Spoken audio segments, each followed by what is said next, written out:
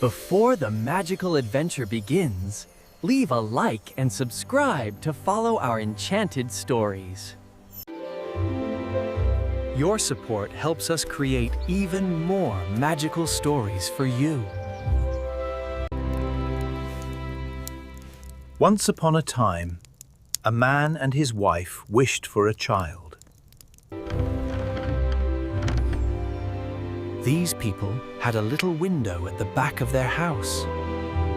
From it, one could see a splendid garden full of the most beautiful flowers and herbs. It was, however, surrounded by a high wall, and no one dared to go into it. It belonged to a sorceress named Dame Gothel, who was feared by all the world. One day, the woman stood at the window and saw a bed of the finest rampion. Day after day, she sat by the window, gazing at the rampion. It looked so fresh and green that her longing grew deeply intense. She refused to eat, growing paler and more wretched with every hour. Her desire became a sickness, and she felt she would surely die.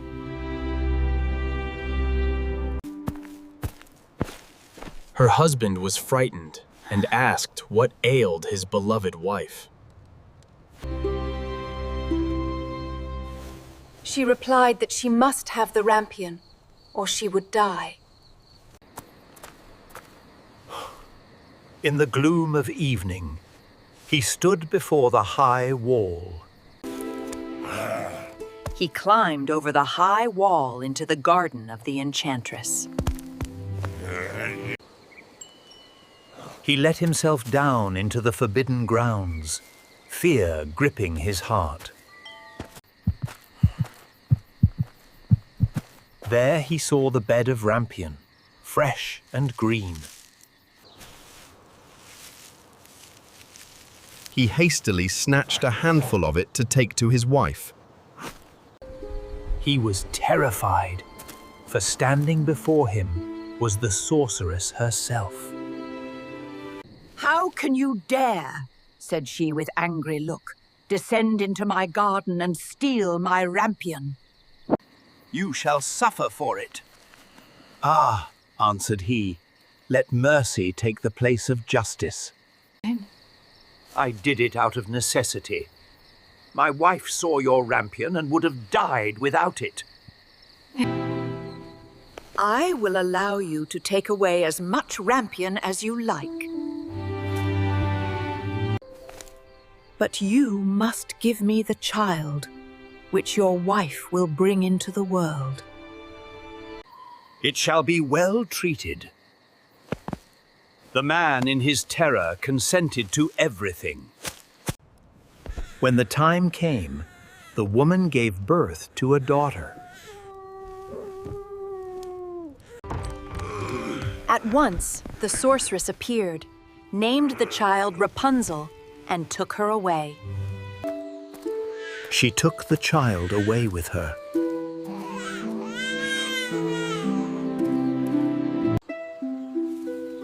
Rapunzel grew into the most beautiful child under the sun. When she was 12 years old, the sorceress shut her into a tower. The tower lay in a forest and had neither stair nor door. But quite at the top was a little window. When the sorceress wished to go in, she placed herself beneath the window and cried, "Rapunzel, Rapunzel, let down your hair to me." Rapunzel had magnificent long hair, fine as spun gold. She unfastened her braided tresses and wound them round a hook of the window above. Then the hair fell 20 ells down, and the sorceress climbed up by it.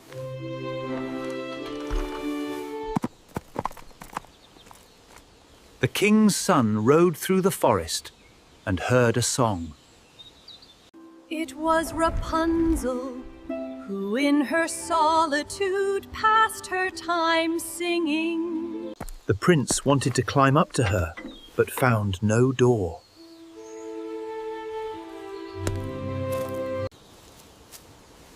He rode home, but the song had touched his heart deeply. He went into the forest every day and listened to it. Once, standing behind a tree, he saw a sorceress approach there. Rapunzel! She cried, "Rapunzel, let down your hair!" And she climbed up. The prince waited until the sorceress departed, and the forest grew dark.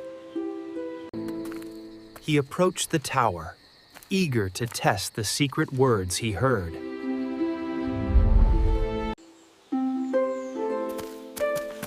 Fair maiden, please look down here." Immediately, the heavy golden tresses fell down the stone wall like a ladder. The prince climbed up and stepped into the tower, surprising the fair maiden. Rapunzel was terribly afraid, for she had never seen a man with her own eyes before.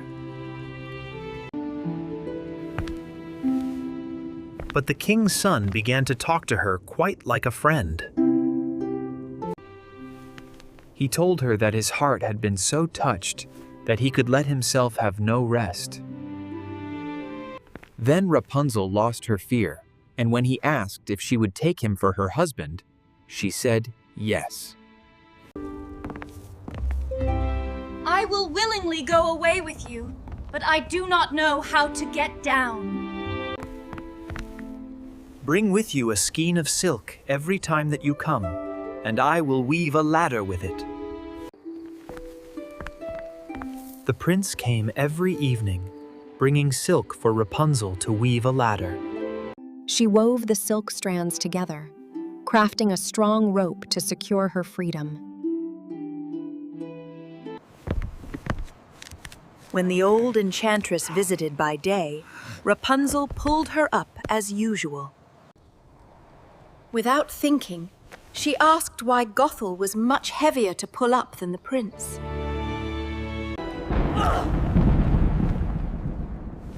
Dame Gothel shouted in rage. In a fit of terrible rage, Dame Gothel seized Rapunzel's beautiful hair. She grabbed a pair of sharp shears and cut off the long braid. She dragged Rapunzel away and banished her to a desolate, lonely desert. There, the poor girl lived in great wretchedness and grief. The sorceress fastened the cut braids to a hook, preparing her cruel deception. When night fell, the prince arrived at the tower, unaware of the danger. Rapunzel, Rapunzel, let down your hair to me.